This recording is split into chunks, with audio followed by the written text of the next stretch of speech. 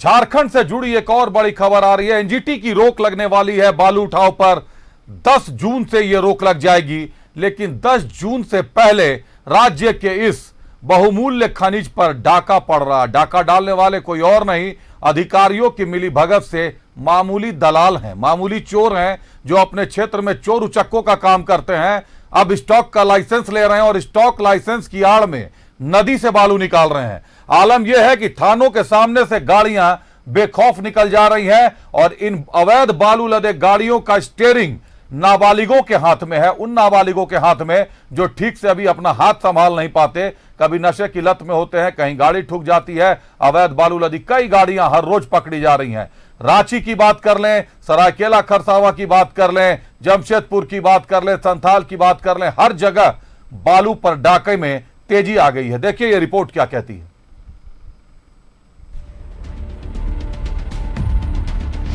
अवैध बालू कारोबार को किसका संरक्षण?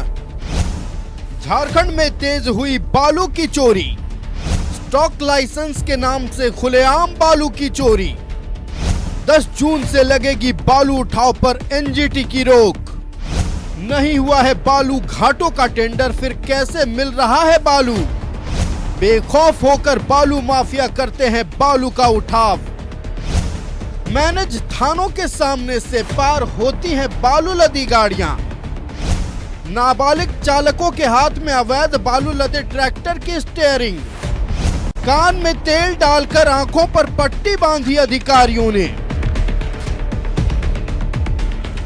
झारखंड में एनजीटी की रोक लगने से पहले बालू का डाका डाला जा रहा है। राज्य का यह महंगा और उपयोगी खनिज सीधे अधिकारियों और दलालों के हाथों बीच बाजार में बेचा जा रहा है। स्टॉक लाइसेंस के नाम पर सीधे नदी से बालू का उठाव किया जाता है।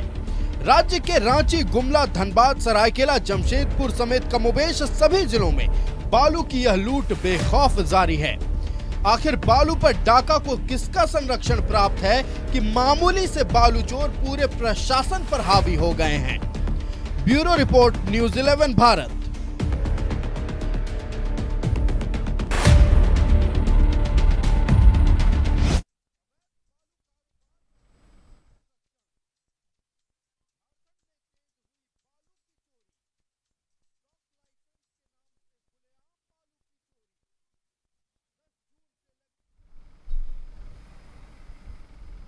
तो एनजीटी की रोक से ठीक पहले बालू पर डाका और तेजी से बढ़ गया। यह तो कहा ही नहीं जा सकता कि यह डाका कभी रुका था, लेकिन अब इन उच्चक्कों ने, इन दलालों ने एक नया माध्यम सेट कर लिया है।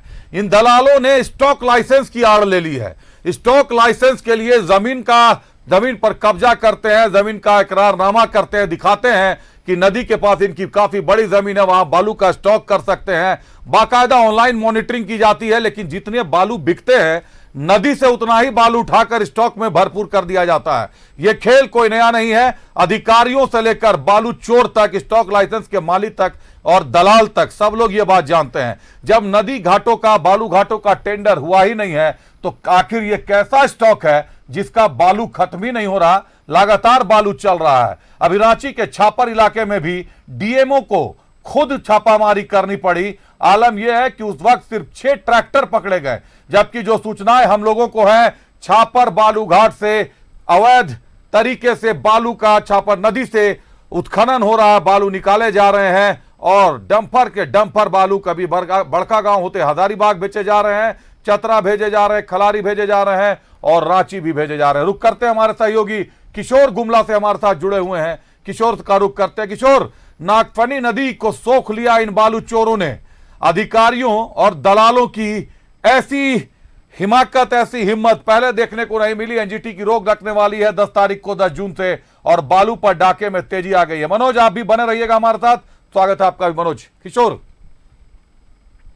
जी, अभिषेक, मैं जानकारी देना चाहूंगा कि एकदम आपने सही कहा कि जहां भी बालू का खेल होता है, रात का अंधेरा हो या फिर दिन का उजाला, अधिकारियों की नजर के सामने से बालू माफिया गाड़ी लेकर गुजरते हैं, मगर अधिकारी कुछ करते नहीं है और इसी तरह खेल चालू है। मैं बता दूं कि जिले के बसिया हो, कामगारा हो, सिसई हो, घाघरा हो या फिर आपको ये पालकोट बोला जाए, यहाँ अवैध रूप से बालू का कारोबार धड़ल्ले से चल रही है।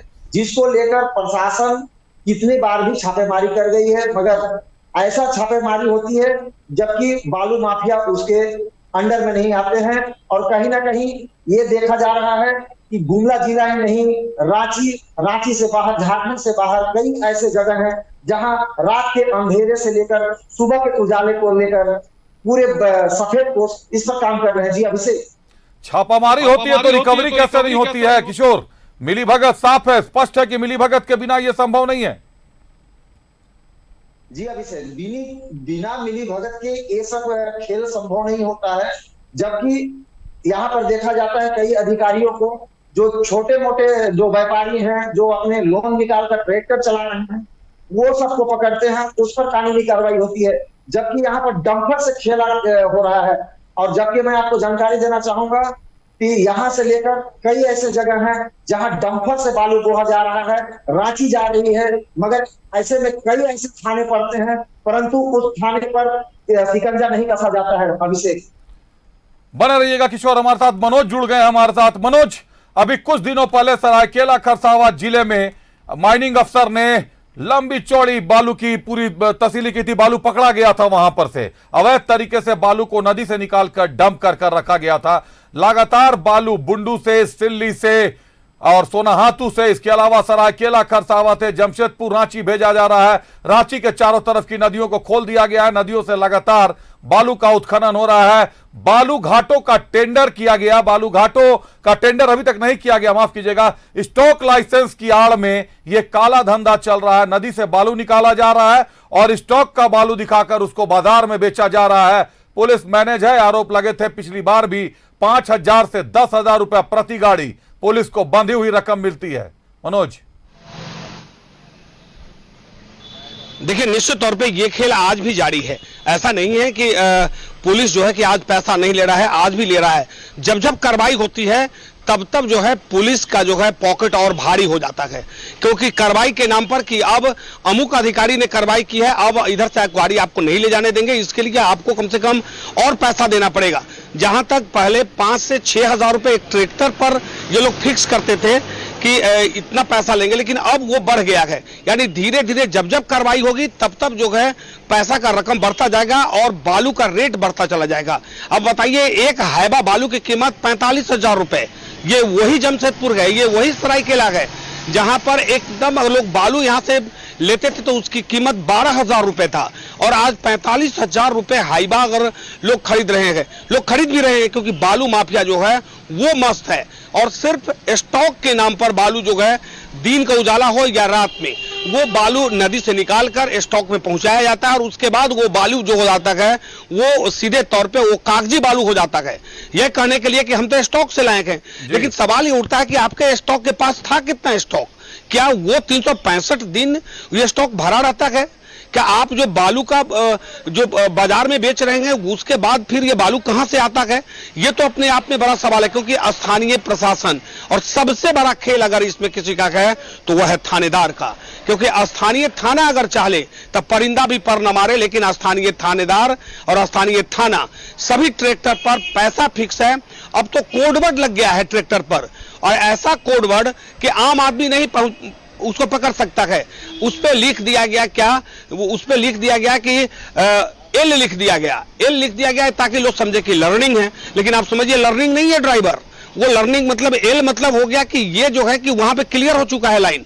आप इसको कोई पुलिस अगर रास्ते में रोक ली तो उसे रोक नहीं सकता है, एल है वो जाएगा, वो यानी पैसा वहां पेड है। तो इस कोड पर अब चलाया जा रहा है ताकि ये पूरा बालू का खेल। अब तो एनजीटी का आदेश 10 तारीख से है, लेकिन एनजीटी का आदेश किस काम का? अब जब बालू का टेंडर ही नहीं हुआ और लगातार बालू की बिक्री हो रही है, आप देखेंगे बड़ी बड़ी इमारतें बन रही है, इमारत बन रही है, उसका विरोध नहीं है, लेकिन बालू कहां से आ रहा है? ये राजस्व की क्षति तो हो रही है। कम से कम टेंडर हुआ रहता तो राजस्व की क्षति नहीं होती।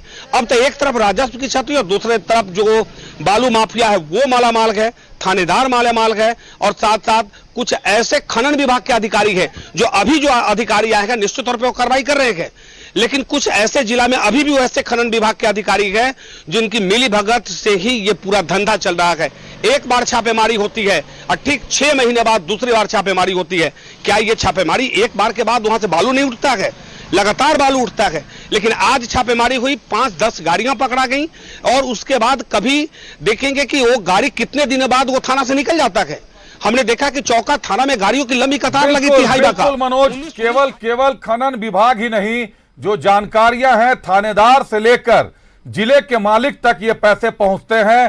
थाना इंस्पेक्टर, डीएसपी, एसपी और उसके ऊपर पता नहीं कहां कहां पैसा जाता है। ये स्टॉक लाइसेंस का चक्कर बड़ा खराब है। अब एनजीटी की जब रोक लगेगी तो सारा खेल इसी स्टॉक लाइसेंस से खेला जाएगा, जिसका कोई माँ बाप नहीं है। सरेआम डकैती होगी, खुले बाजार में चोरी का बालू बेचा जाएगा। हम और आप खरीदार होंगे जो 5,000 का बालू 50,000 रुपए में खरीद।